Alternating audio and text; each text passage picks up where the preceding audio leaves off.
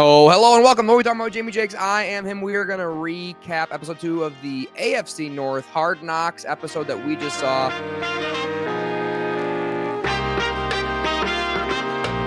Now, I'll say this episode was good. It wasn't as good as the first one. We didn't quite get as many Tomlinisms as I was hoping for. We got a lot of Jameis, though. So we'll open up this episode like we did last one. If you want to check it out, I'll leave the link up above for y'all to see with the quotes of the episode. Number 1, Jameis Winston talking about his kids.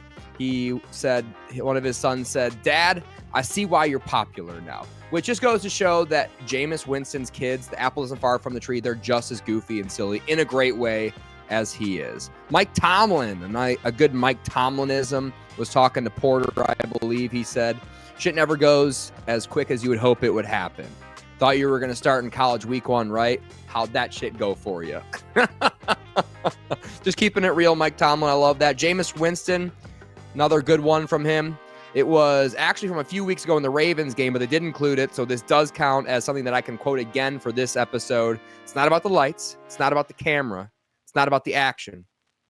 It is about that action, which is a flub that I'm sure he rehearsed 100 times when he was in the mirror getting ready for the game, trying to pump the boys for the Ravens game, and just flubbed it, rolled right through it, just like you would expect Jameis Winston, elite, when we see that sort of stuff coming out of him. Mike Tomlin, talking about Myles Garrett, said, "I don't need to tell you about it. You can Wikipedia him." Which is just so classic. I don't know. You want to hear him say Google? Nope. He's going to say Wikipedia. He's always going to keep you on your toes. He's never going to say exactly what you expect. Jameis Winston, last one for him. How do you prepare for TJ Watt? You practice against Myles Garrett every day. I love the way just he delivers lines and his accent from, it's like Cajun. I think he's from Alabama or whatever. Leave me a quote in the comment section where he's actually from. Hilarious. I love him and his cheer and vibe most times. Mike Tomlin, last one. These are not, and this is like a true Mike Tomlinism, these are not jobs that we hold. It's a career. Telling the boys we need to take things up to another level. You can't just show up and do your job. You got to show up, do your job, and figure out how your job is going to be done better in the future. So just taking ownership, which is obviously a constant message that Tomlin sends to his players. Recap for the episode. This opens on Monday night from last week. So the editors didn't have enough time to edit together all the stuff from Monday night last week. So they were able to remind Browns fans just truly how bad that they have it. And they sure did. They showed Jameis Winston failing on Monday night against the Broncos. And then again, failing against the Steelers all episode, which is obviously the highlight of the episode. They showed a little bit of the Bengals game at Dallas. And of course, the Ravens run by. So again, we don't get to see anything from the Ravens organization, which is a bummer. We'll break it down team by team, starting with the Browns this week, just because I think Stefanski stole the show. And I said this before on this podcast. I said this for the week 1 Hard Knocks recap, the episode 1 Hard Knocks recap. Anything I ever said bad about Coach Stefanski, I wholeheartedly apologize for. He is a leader of men. I've said he's maybe not a leader of men in the past. I think what we were seeing instead was ownership higher-ups, whether it's GM or Jimmy Haslam in the ownership level, throwing things off and making a mess of the situation. And we kind of get to see that culminate in this episode with how frustrated Stefanski gets with how inaccurate Jameis Winston is towards the end of the episode. We did get a sweet Jameis Winston quote after that game. "I pray for the Lord to deliver me from pick sixes," which is a objectively hilarious line, because what he threw another interception that game wasn't a pick six, and he knows that's too much of an ask from the Lord to ask for him to stop throwing interceptions. He threw 30 in one season, for goodness sakes. He's just Lord, if you could just keep me from throwing pick sixes from now on, that would be great. And the Lord answers prayers, to be fair to him. At some point, he's going to realize there are good Christian boys on the other side of the football. They're trying to get these pick sixes. They're trying to feed their family as well. So I don't know. Maybe that's why your prayers aren't being entirely answered, Jameis Winston. Still love the effort, though. Cheeky little thing that the NFL Films did. The Browns haven't won in Pittsburgh in forever. So they were showing a big highlight reel of the rivalry, which is a real rivalry, which we'll get into once we get to the Steelers and the Porter situation and Porter's wife. But NFL Films was nice enough to sneak in Baker Mayfield and the Browns in the playoffs at Pittsburgh, ending Big Ben's career, which obviously is a big part of the rivalry. It's the biggest thing that the Browns can hang their hat on, is they did win in Pittsburgh in the playoffs with Baker Mayfield, who's now balling with throwing to nobody, have no offensive line, no running game, just figuring out how to win games. Mike Evans is back, but figuring out how to win games in a much better situation. So good for Baker. Got to feel happy about them. This one was big, okay? Nick Chubb hit his season top speed in, I think, the first pick six of the game against the Denver Broncos, and a part of Stefanski's losing speech, which we'll talk about in a second. But from what I could tell, they had Nick Chubb listed at 19.6 miles per hour on that interception. His top speed in his NFL career, according to a quick Google search I did, 21.95 on an 80-yard run. Okay? Nick Chubb didn't have a blazing fast 40 in the combine, obviously coming off the knee injury, so what do you expect? But I think that's a good sign. He was running faster than Elijah Moore in that play by a tenth of a mile per hour. Jerry Jeudy was flying, which obviously take a look at Jerry Jeudy. He is running over 20 miles an hour and kind of coming into his own. Not just a guy. What's going to end up being a good signing for this Browns team, so that's good news. But the big news is here, for me, Nick Chubb, I think, ends the season healthy. If he does, gets a full offseason of training, which we know he's a meathead, we know he's going to train, I think he's going to come back to full Nick Chubb. I think he'll be 29 next season. Why not? I will say overall, obviously, vibes in the locker room are down. When we saw them last time, it was 2 losses ago. So they still had hope if they win out and win these tough games that they can make it to the playoffs and go on a run. Hopes are dashed now, especially with the Steelers winning the way they are. So they look into the locker room. Myles Garrett, Shelby Harris, which was a locker room they focused on in episode 1, very cheery, vibes are high kind of locker room. And they're basically saying what Tomlin said earlier on in the episode, like, hey, this is a career, not a job. So you got to take it upon yourself to perform, because Shelby put it best. He's like, they're trying to figure out the guys that are the problem and the guys that are the solution right now. And if you're part of if they think you're part of the problem, you're not going to be here next year. They're going to bring someone else in to replace you. And that's just real. I will say, going back to Kevin Stefanski's speeches, they are elite. Okay, so hopes are dashed. How do you get the most out of your team? Stefanski says, hey, this bad play, we didn't like how it went. Sorry, by the way, Jameis Winston, that we're showing this, but I'm showing this for a reason. Of course, Jameis understands. He's like, look at these 4 guys that are hitting their season-long top speed on an interception trying to hustle. Who likes football? Obviously, everyone raises their hands. We love football. So why are we in the dumps? We get to play football next week. So why don't we go out and play the best we can? Basically, was the message that Stefanski had. And then leading into the Steelers game, the message is always new. It's always got a new twist on it. And the one I really appreciate is Tony Romo and Jim Nantz are on the call, which I'm sure really, really got the boys motivated. If they weren't already, throws, hey, Tony Romo and Jim Nantz on the call. Now those boys are ready to play. Great speech. Tony Romo and Jim Nantz didn't need to be name dropped in that one. Myles Garrett was sick for the Steelers game, had a bad, gnarly cough, and he was still pretty productive. He's always tired, though, on the sideline. Whenever they go zoom in on his face, he's literally always breathing heavy, and it's because he plays so much, and I think he just holds his breath when he's pass rushing anyways for the most part.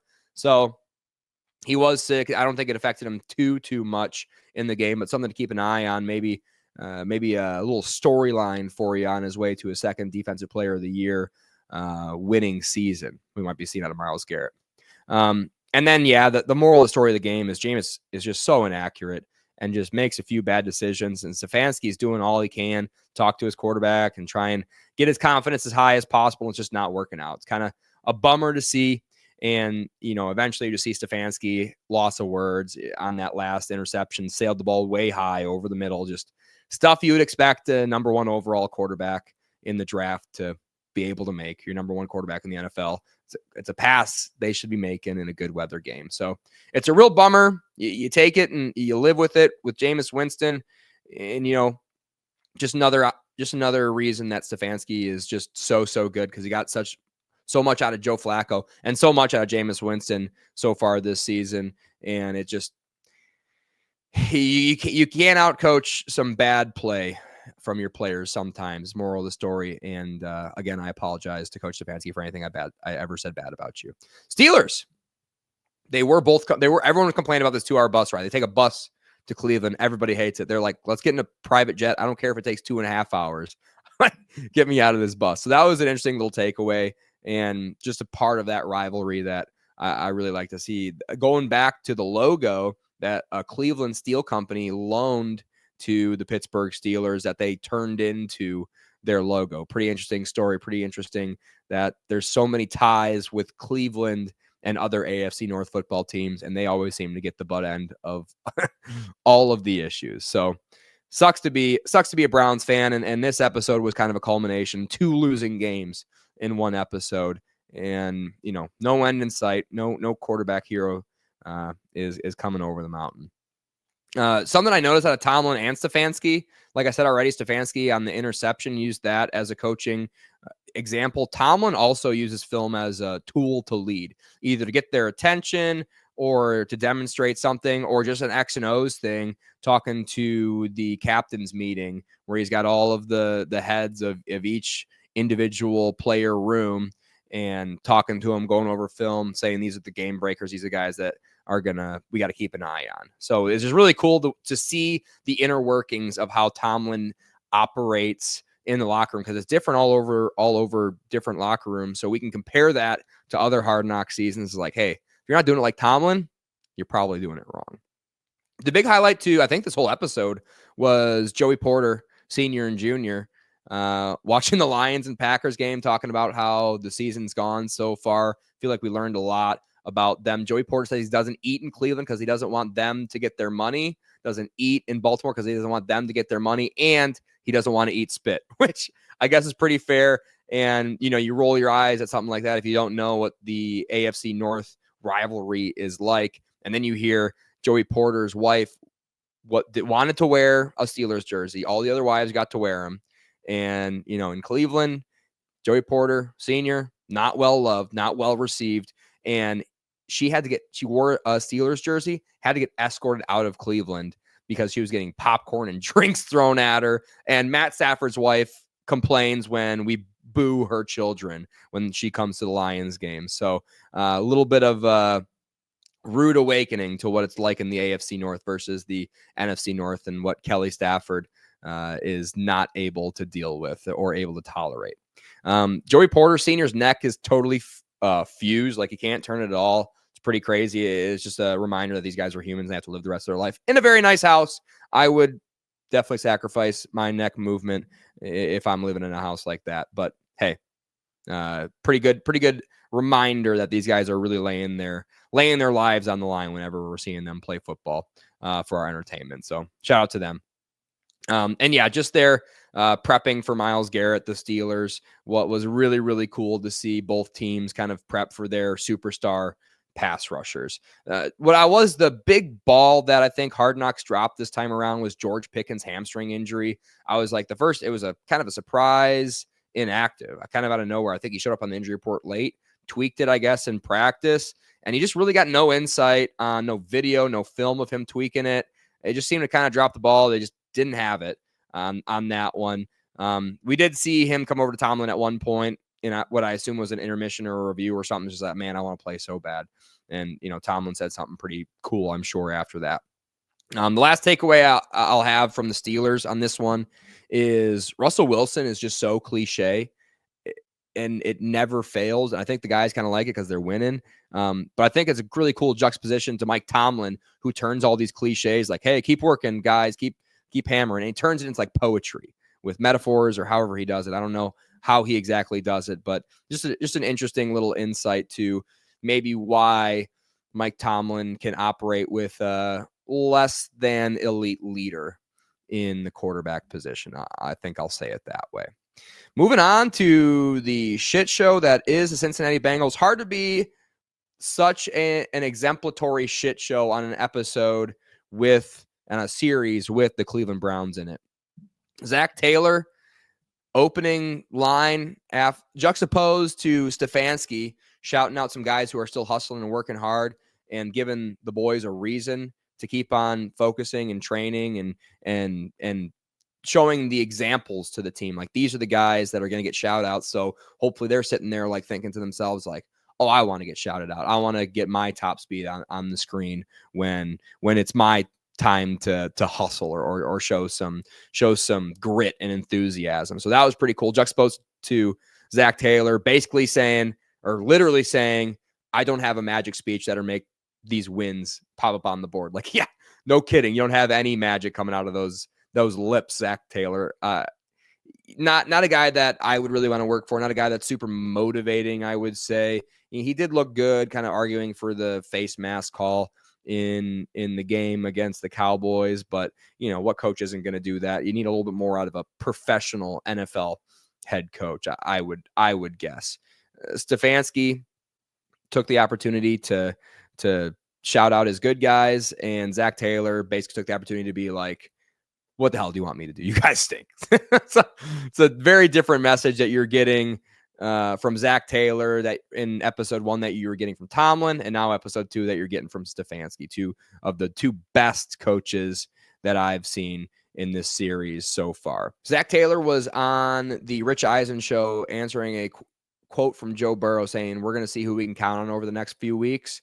And Zach Taylor, responded in a pretty good way to Rich Eisen. But in the back of my mind, I'm thinking like, Joe Burrow might have been talking about you, dude. Like, I don't know. You might not be on the team next year. We might be seeing what we have left out of you, Coach Zach. Every time I see the Bengals, I can't get over how bad their meeting room is, their facility. It's just like literally like a junior college kind of auditorium, like lecture hall, like a big one. And I know the Hard Knocks have like the best microphones money that is available to them, and they still can't pick up the audio in that auditorium without it having severe echo, which I, as someone who edits videos, on short notice, I know you can reduce that echo in post, and I'm sure they're working on it, and they just simply can't do it, which is disturbing if you're a Cincinnati Bengals fan. It's just like the details, right? Like, hey, maybe it's important for our players to be able to hear us when we're talking to them in the meeting room. I don't know. Something crazy to think about. Maybe get some better speakers in there. I also noticed every single player, when they had the film on, every single player had their hood up. I know that sounds like a small thing, but if you talk to any NFL player, I've heard a lot of them talk about, I'm obviously not one, but they're like hood up in the meeting room. That's a sign that they're not totally bought in and not totally engaged. You never see Jameis Winston in a meeting room with his hood up or a hat on. I'll tell you that much. So not a good sign of discipline, not a good sign of buy-in from the team. I definitely have them vibes lowest, the head coach lowest, the facilities the lowest in terms of these 4 teams with the Cincinnati Bengals, the rest of the AFC North. Big takeaway, though, cool moment, Jamar Chase and Brixton, but the big reveal came at the end, which was, I had no idea. Brixton's mom has got it going on. She's blonde, smoke show. Looks like she's got extensions. I don't know what what her deal is. Married, obviously. Husband, also obviously attractive. Was not expecting the hotness that we got out of Brixton's mom. So congratulations to Brixton on getting a gritty in his honor. And shout out to Brixton's dad for, having a really cute kid and just a smoke show wife. So shout out to you two. Happy for you. Happy to hear Brixton's feeling better. And then finally, the Ravens. Didn't talk about them much, episode 1, because they weren't featured enough, it felt like. Weren't featured a lot, I would say. And the stuff they were featured was pretty boring. And obviously, bye week, they had like one short clip of Harbaugh talking to the boys, who knows when, in the best facility on the show. That place, I think AQ Shipley on the Pat McAfee show called it a castle. I think he's right about that. That place is an absolute castle. So just not getting anything out of the Ravens. I'm not even sure they're in the AFC North. Now that they passed the bye week, though, I'm expecting a lot of Harbaughisms, and I'm expecting a lot out of the rest of that team, Lamar Jackson and the crew. So if you want to see my takeaway of next week, please subscribe to the channel. We do a gambling episode that will be released pretty timely on Wednesday. I'm hitting at an enormously alarming rate. I'm sure I'm over 65%.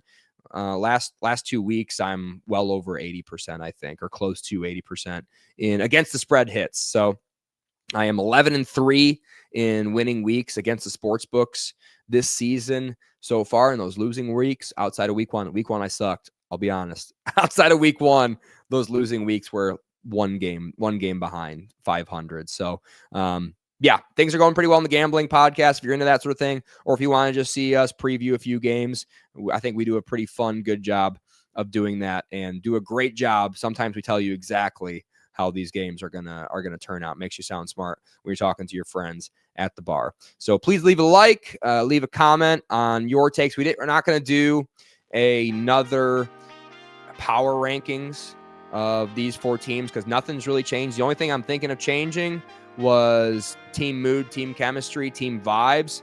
I'm thinking I might have to slot the Browns down 1 slot and put those Ravens up 1 slot because last week I had Steelers, Browns, Ravens, and Bengals. That's, of course, before those 2 Browns losses.